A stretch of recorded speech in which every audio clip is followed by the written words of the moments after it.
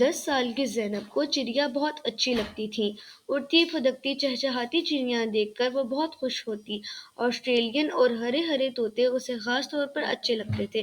ایک بار اس نے اپنی امی سے کہا کہ وہ طوطا پالنا چاہتی ہے، لیکن امی نے کہا کہ طوطے قید میں رہنا پسند نہیں کرتے، انہیں اپنی آزادی بہت پیاری ہوتی ہے۔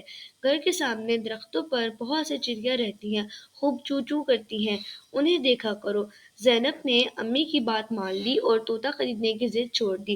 اسکول سے آنے کے بعد وہ کھڑے ہو کر طرح طرح کی چڑیوں کو اور سامنے گھر والوں کے آسٹریلین طوطوں کو دیکھتی۔ ایک دن زینب شام کو کمرے میں آئی تو دیکھا ایک آسٹریلین طوطا اس کے کمرے میں بیٹھا ہوا ہے۔ چھوٹا سا، لال لال آنکھیں، پتلی سی دم تھی۔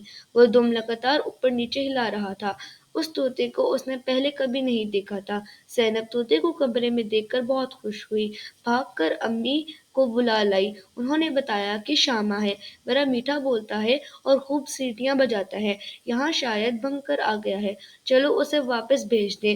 انہوں نے طوطے کو ہچکایا تاکہ وہ دروازے سے واپس چلا جائے۔ یہ طوطا ہے یا اس کا بچہ؟ زینب نے امی سے پوچھا۔ یہ فادر طوطا ہے۔ تب تو اسے ضرور بھیج دیجیے، اس کے بچے انتظار کر رہے ہوں گے، زینب نے کہا، اور امی کے ساتھ وہ بھی طوطے کو ہچکانے لگی۔ وہ کبھی کمرے میں لگی ٹیوب لائٹ پر بیٹھتا تو کبھی پھٹک کر دیوار کی گھڑی پر، کبھی پنکھے کے پروں پر اور کبھی بڑی سی پینٹنگ کے فریم پر بیٹھ جاتا۔ زینب اور ان کی امی نے لاکھوں کوشش کی لیکن وہ دروازے کی طرف گیا ہی نہیں۔ دروازہ بالکونی پر کھلتا تھا اور وہ ادھر ہی سے آیا تھا۔ ایسا کرتے ہیں، فی الحال اسے یہیں چھوڑ دیتے ہیں، صبح اسے راستہ مل جائے گا۔ امی یہ کہہ کر باورچی خانے میں چلی گئیں۔ ٹھیک ہے، آج رات یہ ہمارا مہمان رہے گا۔ زینب خوش ہو گئی۔ رات کو اس کے پاپا گھر آئے تو انہوں نے کوشش کر کے طوطے کو پکڑا اور زینب کو چھت پر رکھا ہوا پنجرہ لانے کو کہا۔ زینب خوش ہو کر چھت پر گئی اور بھاگ کر پنجرہ لے کر آئی۔ اس کے پاپا نے طوطا پنجرے میں ڈال دیا۔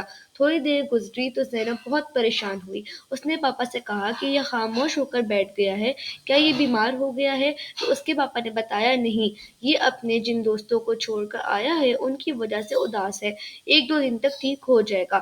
مگر زینب کو چین نہ آیا۔ آخر اس کے ذہن میں ایک ترکیب آئی کہ سامنے والے گھر والوں نے طوطے پال رکھے ہیں، کہیں یہ طوطا ان کا نہ ہو۔ وہ پتہ کرنے ان کے گھر گئی کہ ان کا کوئی طوطا تو نہیں اڑ گیا، تو انہوں نے بتایا کہ صبح ایک طوطا اڑ گیا تھا اور اب اس کی طوطی بہت اداس ہے۔ تو زینب نے انہیں بتایا کہ ان کا طوطا اس کے گھر اڑ کر آ گیا ہے، لہٰذا وہ اپنا طوطا ان کے گھر سے لے آئیں۔